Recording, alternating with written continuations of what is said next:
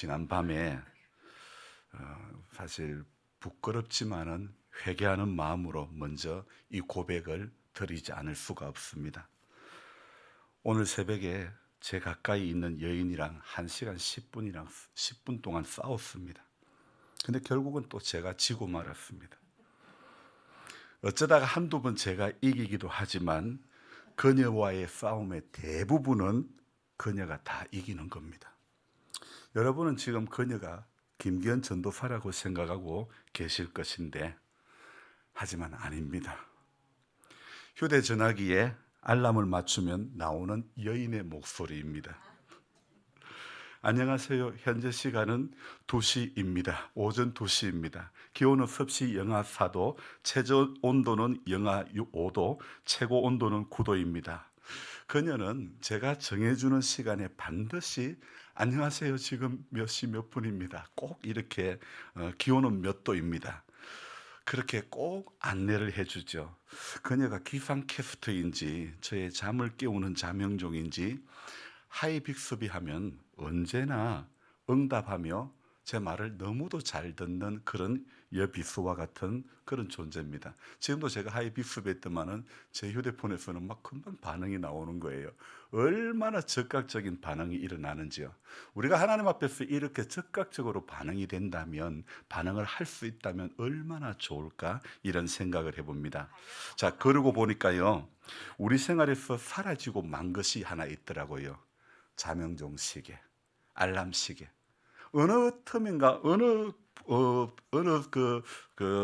순간에서부터 자명종이라는 시계가 없어졌더라고요. 생각해 보니까 에피소드가 있는데요. 예전에 부교육자 시절에 잠결에 제가 알람 시계를 차버리고 말아가지고 알람 시계의 배터리가 살짝 빠져나와가지고 울리지 않아가지고 이렇게 새벽 기도를 못 나왔던 적들이 몇 번 있었죠. 그래서 한 개만 가지고는 못 믿기 때문에 꼭 알람 시계를 2개 이상을 맞추고 했었던 그런 시절이 있었죠. 어떤 목사님은 부교육자를 아주 빡세게 훈련을 시키는 그런 목사님들도 계셨습니다. 이건 좋은 말로 할 때 아주 빡시게 훈련이고, 조금 안 좋은 말로 표현을 한다면 소위 갑질하시던 그런 목사님도 계셨죠. 담임 목사님의 목회 철학을 배우며 잘 훈련받아야 하는 그런 부교육자 시절, 그 10개월을 그렇게 은혜 없이 보내다가 도저히 안 되겠다, 견딜 수가 없어서 사임을 하고 말았던 적이 있었는데요. 저는 훌륭한 목사님 밑에서 잘 훈련받고 싶어서, 그래서 새로운 임지를 구하기 위해서 사임을 했던 것이죠. 여러분, 신앙생활은 은혜가 목적은 아니지만 은혜 없이는 신앙이 생활이 될 수가 없는 것입니다. 여러분, 예배 시간에 아멘 하는 것은 어쩌면 우리의 신앙입니다. 그리고 예배 마치고 그 아멘한 말씀에 따라 사는 것은 생활이라고 말씀드릴 수 있습니다. 그래서 우리 이걸 아멘은 잘 하는데 사는 것이 안 되는 것이 우리의 신앙의 어쩌면 맹점이 아닐까요? 다른 교회에 비해서 우리 교회는 스피커가 많습니다. 최대한 좋은 소리로 전달하려고 제가 회사를 운영할 때에 거래처에서 받을 물건값 대신에 이 스피커를 받았는데요.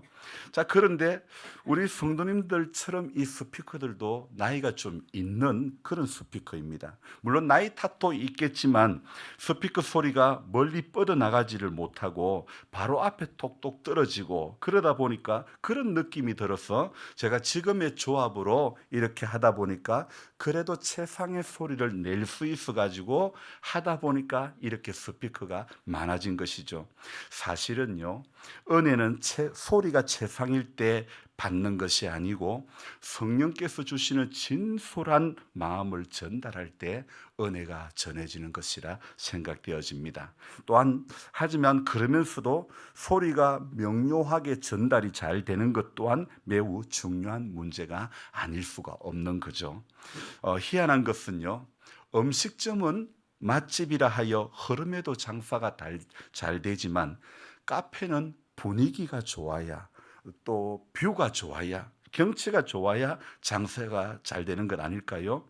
우리 교회가 흐름하지만 맛집이 되기를 맛집과 같은 그런 교회가 되기를 소망합니다. 우리 교회가 성도님들의 평균 연령대가 많기는 해도 분위기 좋은 카페와 같은 그런 교회가 되기를 소망합니다.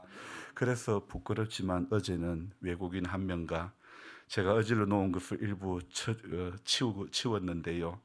매일 뭘 한다고 그래 바쁜지 교회를 어질러 놓기만 하고 이 오지랖 넓은 목사를 여러분 부디 넓은 아량으로 용서해 주시기 바랍니다. 아무리 음식이 맛이 좋아도 맛집이긴 해도 아무리 카페가 분위기 좋긴 좋아도 그 안에 일하는 사람들의 얼굴이 어두우면 손님들의 발걸음은 끊어지고 마는 것 아닐까요? 그런 의미에서 우리 모두가 환한 얼굴로 한번 인사를 합시다. 옆 사람에게. 은혜로 얼굴이 환해졌습니다.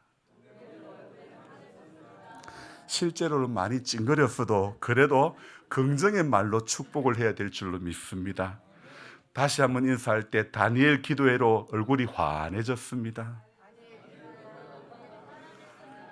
오늘 저녁에는 누가 나온다고요? 조혜련 집사님이 나옵니다. 저는 이번 다니엘 기도회는 실시간으로 동참을 하고 또 우리 성도님들과 함께 저녁 5시에 또 동참을 합니다. 그러다 보니까 남들은 한 번 받을 때 저는 2번의 은혜를 받는 거예요.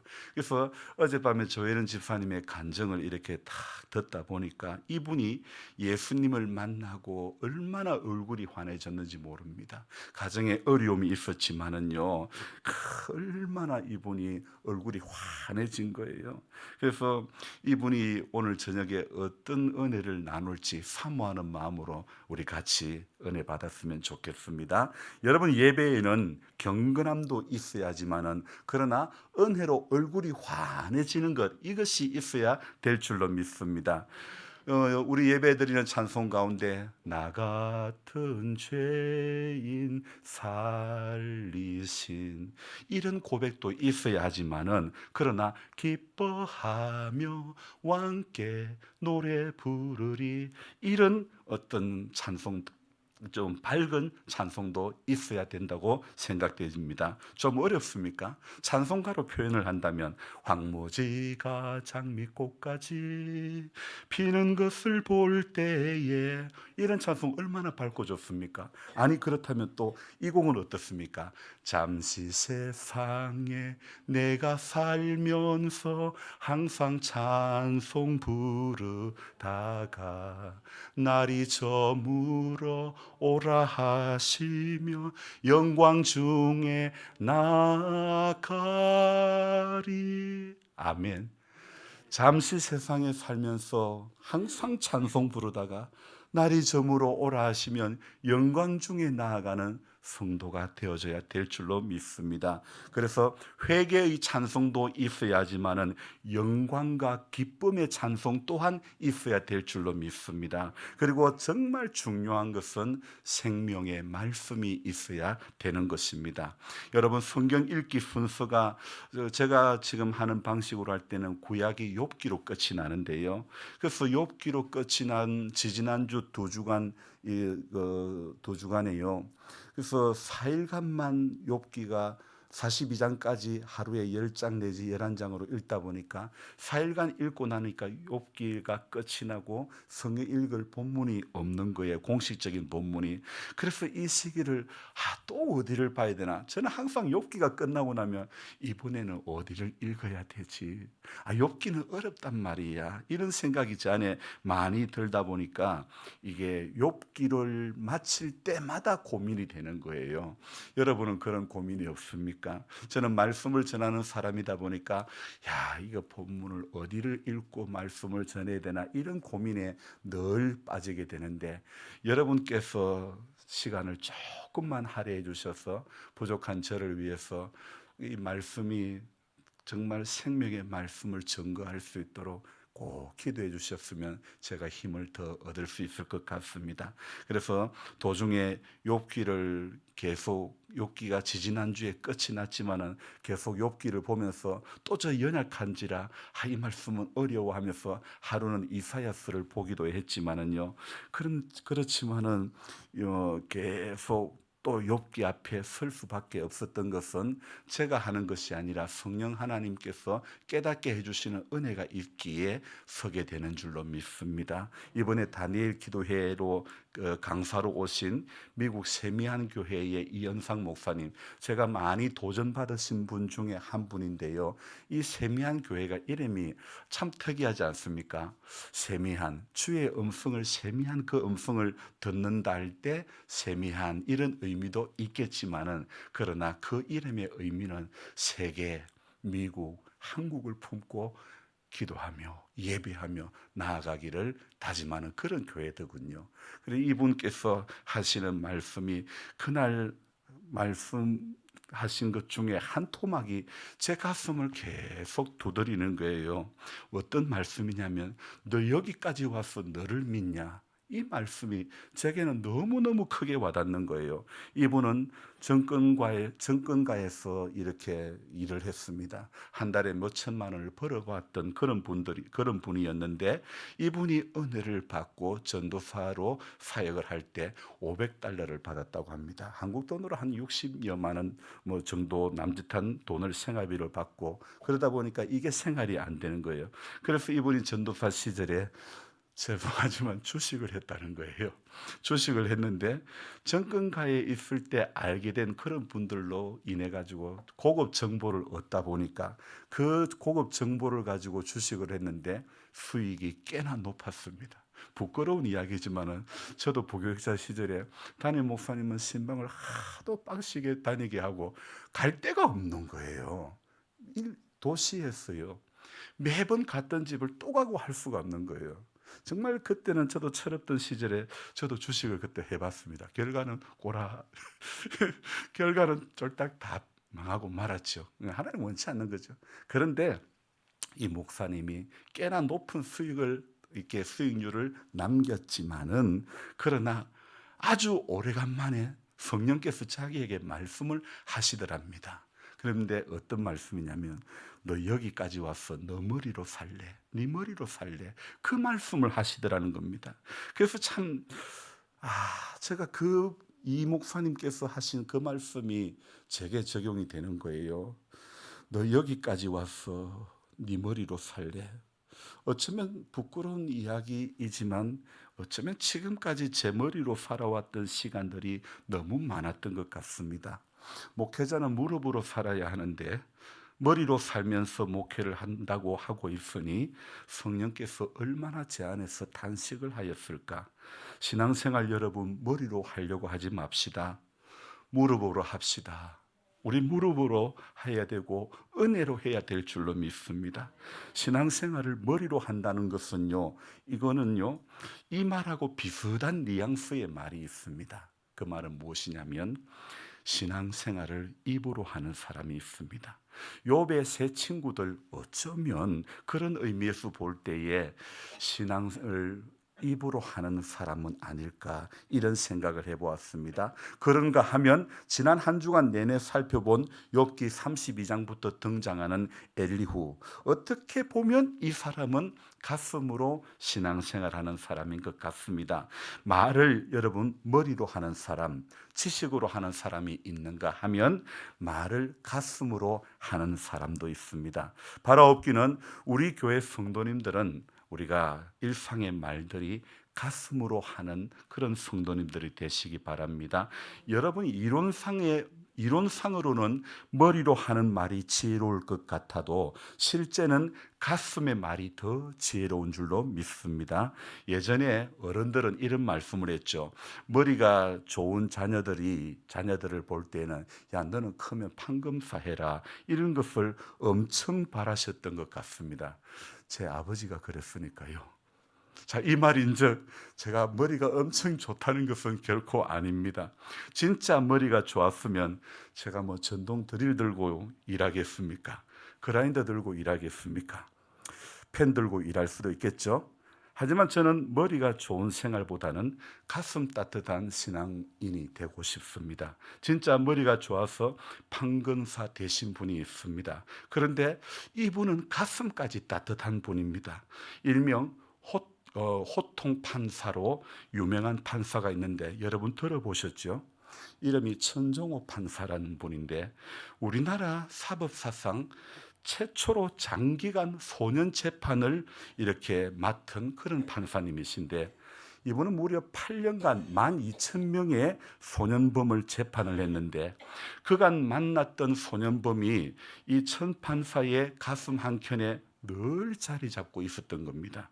처음에는 별 큰 뜻이 없이 시작하게 된 소년 재판이 그의 인생을 바꾸었고 또 그를 만난 소년범들이 그 소년범들의 인생이 바뀌기 시작했습니다. 이분이 어릴 적에 부산 아미동 까치고개에서 자랐는데 칠형제의 부모님까지 9식구가 단칸방에 살았다는 것입니다. 돈이 없어 수학여행도 가지도 못할 정도로 가난했지만 5학년 때 동네에서 놀던 친구들을 따라 교회로 출석을 하게 되었던 것이죠. 친구가 자기 대신 부산대 법대에 원서를 넣어서 입학을 하였고 사법고시를 7번 낙방 후에 8번째에 합격했던 사람입니다. 천 판사님은 가난한 그의 가정 환경에 가족 부양에 대한 그런 사명이 책임감이 있었죠. 7형제 중에 혼자 대학을 나왔기에 판사 생활을 오래 할 생각은 이분이 없었습니다. 그래서 한 20년 정도 판사하고 그리고 변호사 사무실을 개업해서 가족들을 도와줘야 되겠다는 그런 생각에 붙들려 살았죠. 부산 고등법원에서 3년간 근무 후에 보통의 경우는 고등법원에서 3년을 근무를 하면 바로 부산지방법원에 가서 일을 하게 되는데 이분은 부산지방법원이 아닌 창원지방법원에 가서 일을 하게 됩니다. 그런데요, 창원지방법원에 가서 이분이 일을 하면서 이분의 인생이 완전히 바뀌는 거예요. 창원지방법원에서 소년 재판을 담당하게 됐는데 일반 사건과는 달리 판결문을 쓰는 노력이 덜한 거예요. 그런데요, 변호사를 계획하고 있는 사람들은 소위 말하는 영업에 별 도움이 안 되는 소년 재판은 별로 선호를 하지 않는다고 합니다. 그러니 전국에 판사들이 3,000명이 있어도요, 소년 재판을 담당하는 판사는 30명이 채 안 된다고 하는 것입니다. 그러다 보니 사건이 너무너무 많은 거예요. 하루 6시간 동안 재판을 하는데, 그런데 6시간 동안 재판을 하는데 100명의 사건을 재판을 하는 거예요. 그러니 이게 1인당 배정되는 시간은 겨우 3분에 불과한 거예요. 3분 동안 인적 상황 묻고 사건 경위 묻고 하면 벌써 2분이 지나가고 판결하는데 1분 지나가는 그러다 보니까 이게 무슨 판결을 이게 3분 만에 재판을 받고 돌아가면 아이들이 법정에 대한 경각심을 과연 가질 수 있을까? 그런 생각이 들어서 이분은 호통을 치게 되었다고 합니다. 다시는 법정에 들어서지 않기를 바라는 마음으로 아이들에게 호통을 쳤고 또 부모님들에게까지 호통을 쳤다고 합니다. 이렇게 천판사의 호통치는 재판의 모습이 언론에 노출되어 많은 관심을 받았고 이후에 이 천판사는 호통판사라는 별명을 얻게 되었죠. 이 일본의 경우에는요, 소년 재판에 1시간이 소요되는데 그런데 우리나라 같은 경우는 겨우 3분밖에 안 되는 거예요. 이게 만약에 어른 재판이라 그러면 변호권 침해다, 인권 침해다 했을 일인데 3분 만에 재판이 끝나니 이 재판을 일명 자판기, 자동 판매기 재판이다. 그렇게 이야기도 했답니다. 재판에 들어온 청소년을 이제 초범인이 재범하지 말라고 교육하고 돌려보내면 다시 죄 안 짓겠습니까? 어떤 아이가 여학생이 있었습니다. 부모님이 이혼 후에 한 여학생이 할아버지, 아버지, 오빠랑 단칸방에서 살다가 도저히 같이 살 수가 없어 중학교 1학년 때 가출을 했고 중학교 2학년 때 성매매 등으로 몸과 영혼이 완전히 망가져서 법정에 왔는데 재범하지 말라고 집으로 돌려보내면 다시는 안 하겠는가. 그래서 이 천판사님이 그 여학생이 머물 방이 필요해서 대안가정을 시작하게 되었다고 합니다. 소년 재판하면서 썼던 세 권의 책, 이 아이들에게도 아버지가 필요합니다. 아니야, 우리가 미안하다. 호통 판사, 천종호의 변명 등 이 세 권의 책을 판 수익금 전액을 비행 청소년 선도를 위해서 사용한다고 합니다. 2020년도에는 천종호 판사의 선, 정의, 법이라는 책을 썼는데 이 책은 기독교 서적인데요. 책을 집필하기 위해서 이분이요 엄청 오랜 시간 연구하며 노력을 했다고 합니다. 천 판사는 사람이 평등하다고 생각하면 같은 처벌을 내려야 하는 것이 맞지만 형법 상해죄에 따르면 존속일 경우에는 더 가중 처벌을 한다고 합니다. 왜 그랬을까? 공동체의 가치, 선이 들어있기 때문이죠. 선을 논하기 위해서는 이분은 하나님을 빼고 말할 수가 없다면서 우리 기독교인들이 꼭 읽어보라고 그렇게 권유를 했던 그런 책인데요. 사실 이분은 5학년 때 친구들의 손에 이끌려, 저도 5학년 때 친구들의 주일학교 선생님의 손에 이끌려 교회를 오기 시작했는데요. 이분도 5학년 때 그렇게 친구들의 손에 이끌려 교회 나와가지고 나중에는 이분이 장로님이 되시고 그리고 호통치는 판사로 아주 이렇게 귀한 일을 감당하고 있는 거예요. 그래서 사랑을 실천하는 사회, 인간의 존엄성을 지키는 사회 공동선을 회복하는 사회는 선의 영역이 정의와 법과 올바른 관계를 맺을 때 가능하다고 말했죠.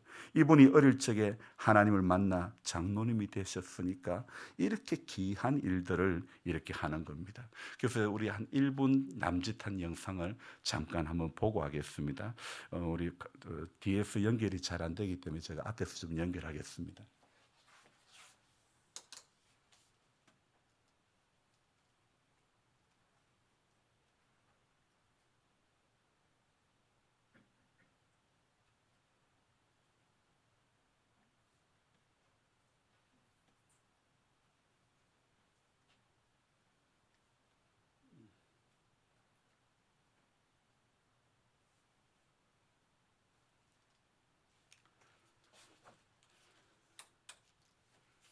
안타깝게도 지금 연결이 제가 세팅을 해놨는데 화면이 완전히 꺼져버렸습니다. 여러분들이 한번 유튜브에서 보시면 호통치는 판사라는 그 제목을 한번 쳐서 클릭을 해보시면요, 이분이 어떻게 재판을 하는가 저는 보고 깜짝 놀랐어요. 아이도 호통을 치지만은요 부모님에게도 아주 강력하게 호통을 치는 그런 모습들을 보았는데요. 근데 이분의 그 호통치는 판사라고 하는 그 영상의 아래 댓글이 달린 걸 제가 봤습니다. 어떤 분이냐면 이분은 교도관인데요. 이렇게 글을 적었더라고요. 현직 교도관입니다. 판사 앞에서는 울고 반성하는 척합니다. 구치감에 돌아가면 지들끼리 히히덕거리고 판사 욕합니다. 이렇게 현직 교도관이 그 글을 달았는데 그 밑에 또 이번에는 현직 경찰이 글을 달았습니다. 저는 현직 경찰입니다. 몸에서 사리가 나올 것 같습니다. 인간 이하 말종이 너무도 많아서 화병이 나기 전에 이 경찰을 그만둬야 되나 생각 중입니다. 점점 정신적으로 괴로워지네요. 어떤 사람은 이런 것만 보면 진짜 개 패듯이 패던 시절이 옳았나 싶기도 합니다. 어렵다, 어려워. 이렇게 글을 적으신 분들도 있더라고요. 오늘 욥기 34장에서도 엘리후 이 사람은 이 계속 32장부터 계속해서 발언을 하고 있는데 아주 자신만만하게 자기 이야기 들으라고 합니다. 제가 조금 전에 어떤 말씀했습니까? 이 얼핏 보기에는 이분이 가슴 따뜻한 말을 하시는 그런 사람으로 보인다고 말씀드렸죠. 그런데 계속해서 그가 이렇게 욥에 대해서 이야기를 하는 이 모든 과정들을 살펴보니 이렇게 이야기를 합니다. 욥이 자신이 어려운데도 벌을 받고 있다고 주장하며 하나님이 잘못하신 것처럼 말하고 있다. 이거 누구요? 엘리후의 생각입니다. 욥이 실상은 비방하는 말을 물 마시듯 하며 악인들과 함께 다니면서 사람이 하나님을 기쁘시게 하려고 해도 아무 소용이 없다고 말하고 다닌다고 정의를 내리는 겁니다. 엘리후는 욥이 사람들의 존경을 받던 과거에 욥이 악행을 저질렀다는 증거는 전혀 없으며 욥이 악인들과 함께 하나님을 비방하며 다른 일이 없음에도 단정적으로 그렇다고 말하는 것입니다. 엘리후는 10절에 무엇이라고 합니까? 한번 읽어볼까요? 그러므로 너희 총명한 자들아 내 말을 들으라. 하나님은 악을 행하지 아니하시며 전능자는 결코 불의를 행하지 아니하시고, 하나님이 정의를 행하시며 결코 악을 행하시는 일이 없고, 모든 생명은 하나님의 피조물로서 그 살고 죽음이 하나님의 손에 달려 있다고 말하고 있죠. 13절 이후의 말씀이 계속 그런 내용의 말씀이 나오고 있는 거예요. 또 하나님은 사람을 권력이나 재물의 소유 여부로 차별하지 않으시는 분이며 모든 사람의 행동을 세심하게 지켜보고 계시면서 악한 자들을 심판하신다고 말하고 있는 것입니다. 그러므로 욥이 자신이 죄인임을 인정하고 회개하면 하나님께서 회복시켜 주실 것인데, 여전히 죄의 값으로 벌을 받고 있다는 사실을 부정하며 하나님을 거역하고 있으니 욥은 계속 시련을 받아 마땅하다는 그런 지금 주장을 하고 있습니다. 그 인과응보를 시행하시는 하나님에 대한 엘리후의 말이 어쩌면 맞기는 한 것 같습니다. 그러나 하나님의 보응이 빨리 이 땅에서 이루어진다고 본 것, 그리고 복의 개념을 이 세상에서의 형통으로만 본 것이 바로 엘리후의 한계인 것 같습니다. 더욱이 인과응보의 교리에 사로잡혀 모든 사람, 모든 경우를 그 틀에 끼워 맞추며 증거도 없이 욥을 악인으로 정죄하는 것은 엘리후 역시 편협한 인간에 불과하다는 것을 보여주고 있죠. 여러분, 우리가 그렇지 않습니까? 진실이 무엇인지 고민하며 모든 상황과 증거를 고려하는 대신에 무조건 내가 믿는 바를 진실이라고 주장하는 것은 잘못된 것입니다. 그런 것처럼 일종의 확정 편향에 빠져 있지는 않은지 돌아봐야 되는 것이죠. 우리는요, 오늘도 성도의 가장 기본적인 자세는요, 말씀이 뭐라고 하고 있는지를 알아야 하는 것 아닙니까? 오늘 저녁에 강사인 조혜련 집사님이 바로 그 이야기를 합니다.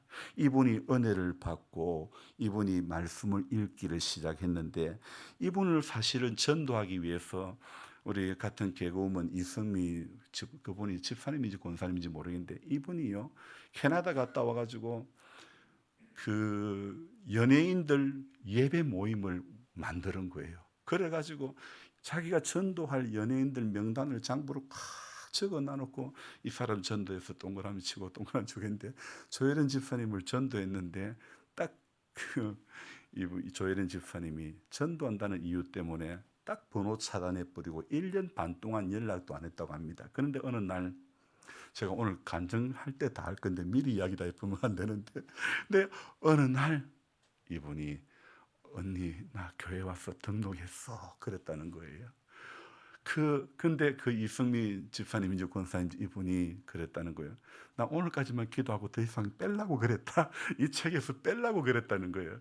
근데 하나님께서 그의 기도를 들으시고 조혜련 집사님 불러주시고 은혜 받게 해주시고, 그래서 이분이 그렇게 이분을 전도하려고 얼마나 노력을 했는데 때가 되면 하나님이 그분을 불러주신 줄로 믿습니다.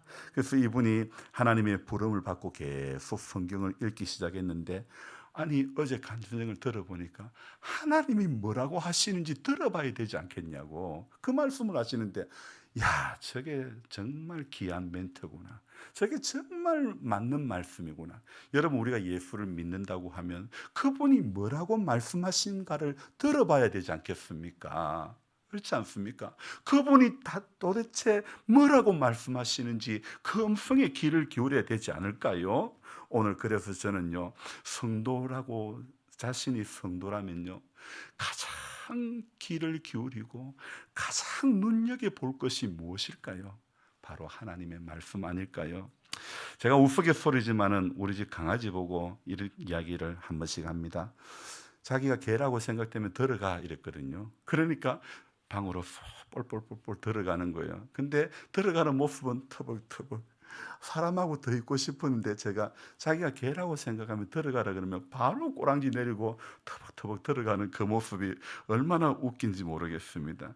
참 저는 어제 조 집사님의 간증을 들으면서 야, 하나님이 도대체 뭐라고 말씀하시는지 들어봐야 되지 않겠냐는 그 말씀이 여러분 정말 정답인 것 같습니다. 자신이 믿음 생활 오래 했다고 오래 해서 아는 게 무엇이냐고 하나님 말씀을 알아야 아는 것 아닙니까? 그래야 좋은 신앙, 올바른 신앙 생활을 할 수 있는 것 아닙니까? 내가 생각해서 맞다고 생각하는 것이 옳은 신앙입니까? 내 경우에 맞고 내 감정에 맞고 그러면 그게 맞는 말이고 그게 바른 것입니까? 중요한 것은 하나님이 뭐라고 정언하고 계시는지를 들어야 하는 거 아닙니까? 여러분 세상 돌아가는 것은 너무너무 잘 알지 않습니까? 왜요? 이 뉴스, 저 뉴스, 이 신문, 저 신문, 온갖 유튜브 방송 하도 많이 들으니 자기가 선호하는 쪽의 글과 영상에는 얼마나 눈과 귀가 밝은지 모릅니다. 여러분 어떤 사람은 드라마에 눈이 밝고 귀가 밝은 사람도 있습니다. 여러분 분명히 우리가 알아야 될 것은 성도는 하나님 말씀에 눈이 밝고 귀가 밝아야 될 줄로 믿습니다. 단지 고난당하는 이유로 정죄당하고 일생을 부정당하는 일을 면전에서 듣게 된다면 만약에 제가 욥 같으면 훨씬 더 분노했을지도 모르겠습니다. 더더군다나 엘리후는 젊고 젊은 사람입니다. 젊고 젊은 사람으로부터 교만한 충고를 듣게 된다면 이성을 잃을 것 같은데 욥의 참을성, 인내 또한 너무 대단한 거예요. 아무 증거도 없이 네가 현재 처한 상황이 네가 바로 악인이라는 증거다. 이렇게 정죄하고 있는 모습. 여러분 우리 사회에서도 어려움에 처한 이들에 대해서 이런 시각을 보이고 있을 때가 얼마나 많은지 모릅니다. 네가 어려운 이유는 오롯이 네 잘못, 바로 네 탓이다 이야기를 하죠. 그들을 돌봐야 하는 사람들, 또 예를 들면 정부나 사회적 책임이 있는 그런 단체나 나라나 어떤 뭐 개인이 그렇게 그 역할을 해줘야 되는데 그런 교회가 되어야 되는데 인과응보니 뭐 그렇다, 죄를 지었으니까 그렇다, 그런 논리로만 간다면 뭐 얼마나 사회가 팍팍하지 않겠습니까? 하나님께서는요 즉각 즉시 악인들을 벌하지 않고 그렇게 하나님은 넓은 가슴으로 늘 기다리고 또 기다려주시는 은혜의 주님인 줄로 믿습니다. 그래서 우리가 오늘도 어떤 시각을 가지고 살아가야 되는가? 여러분 보이는 이 세계의 시각을, 보이는 현상 세계의 시각으로 세상과 사람과 사물을 바라보지 마시기 바랍니다. 하루하루를 살아가는 것이 정말 오늘 이 성경에 쓰여 있는 말씀이 무엇인가? 성령께서 내게 주시는 그 음성에 귀를 기울이며 성경에 뭐라고 적혀 있지? 우리 거기에 우리 눈이 거기에 담겨져 있고 성령께서 무엇을 말씀하시지 우리 귀가 거기에 기울여질 수 있는 그런 하나님의 사람들이 되시기를 주님의 이름으로 축원합니다. 기도하겠습니다. 좋으신 하나님 아버지, 길고 긴 욥과 그 친구들의 이야기, 인과응보의 논리로 친구들은 욥에게 끝까지 이야기했고 이후에 젊고 젊은 엘리후가 등장해서 정말 바른 말을 하는 것 같지만 우리는 바른 말을 하는 것보다 경우에 합당한 말을 해야 하는 것이 옳은 것임을 다시 한번 깨닫습니다.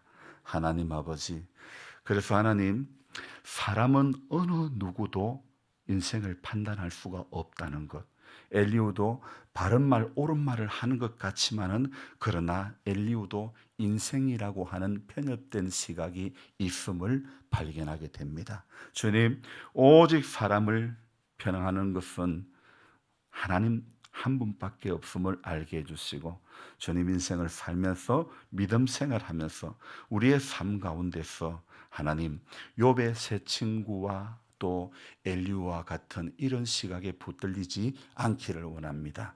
우리는 가슴 따뜻한 하나님의 사람들이 되게 해 주시옵소서. 그래서 세상 살아가면서 하나님께서 주신 그 성령의 지혜로 우리의 삶을 하나님 앞에 서는 그날까지 지혜롭게 잘 감당할 수 있는 믿음의 사람들이 다 되게 도와주옵소서. 예수님의 이름으로 감사하며 기도드리옵나이다. 아멘.